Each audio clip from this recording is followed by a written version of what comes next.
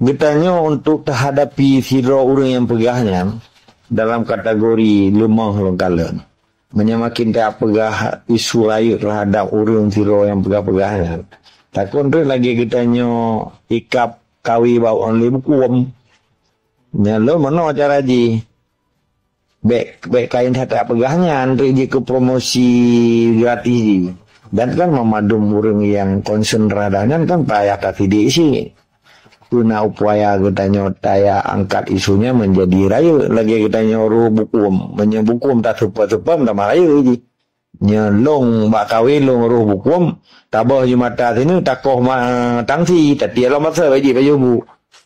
Nah jadi hana raya menan ada boy jadi ni makin dah pegahnya sabar kan kamu contohnya dah pegah walinya dipenuh, dikhianati dan nak komunikasi langsung dan long membegah Bamadum Panglima di Aceh yang ada kayak itu dan nak edaran surat jamun di Aceh 2008-2007 yang bagian daripada propaganda tipe isi dia du domba para pejuang. Nah besalah ron boy kadang-kadang tu informasi baru. Jadi orangnya upaya Indonesianya na 5 buah pasu atau tahapan. Tahapan yang pertama berhasil digagalkan. Sebuah pertempuran yang luar biasa di perancu anggota MU Helsinki. Orang Helsinki-nya 5-0 di Pedalu. Di Pedalu pun penyerahan kekuasaan. Di Pedalu kedua dipububar institusi GAM. Padahal hanya bubar kan. Sabah MU.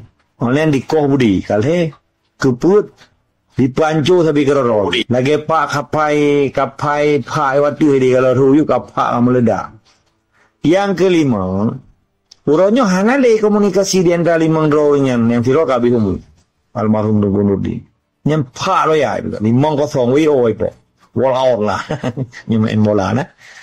Ya, jadi menyata cerita menurut sidro beta sebutan karena hana urung ino tentang ibegah wali gagal.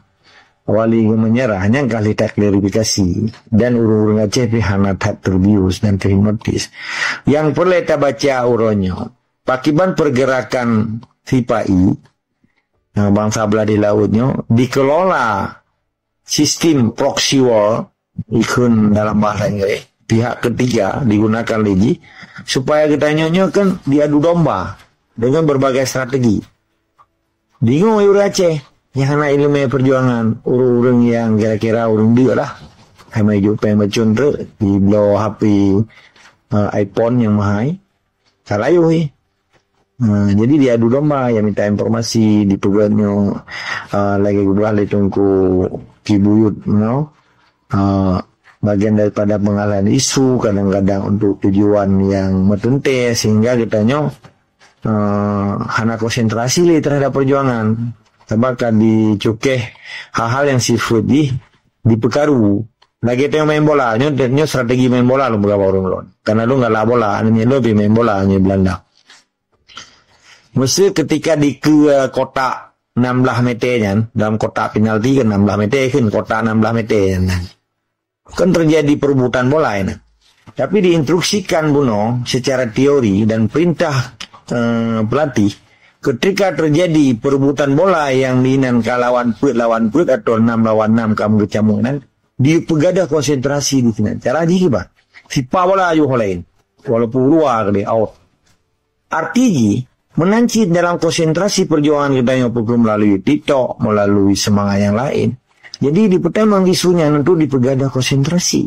Ketika kita yang tertanggapi berlebihan, izinnya kamu nangis. Tapi ketika kita yang hanya tertanggapi sebuah mentang dengan directly mati langsung kurung ni, kita peringat lagi cerita tapi ingatnya mau no, kita tu banyak mau hana mempan, tapi baik gon hana mempan. Ketika ika udah tak kau ayu, yang tak selesai kan? Jadi nah bagian daripada gusnya propaganda.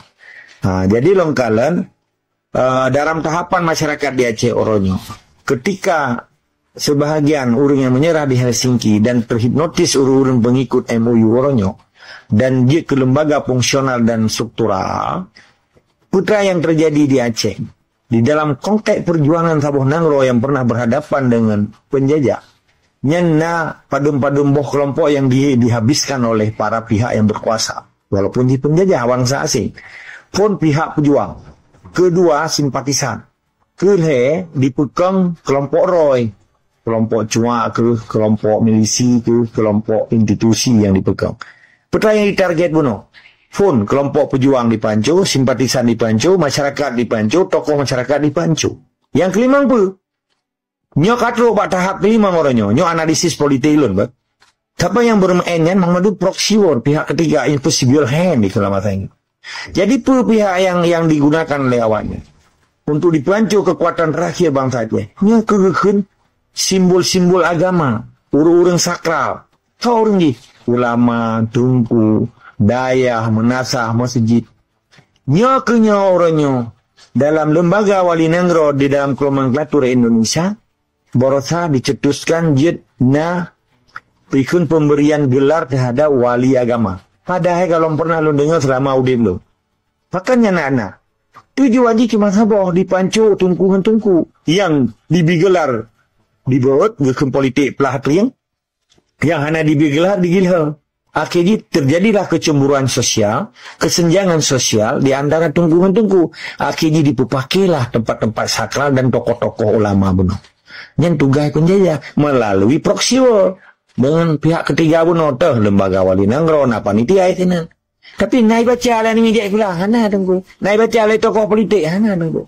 Sedangkan yang dipancu bunuh urung-urung yang simpatisan terhadap partai lokal yang cikal bakal dari para pejuang yang manduk ke simbol penjajah.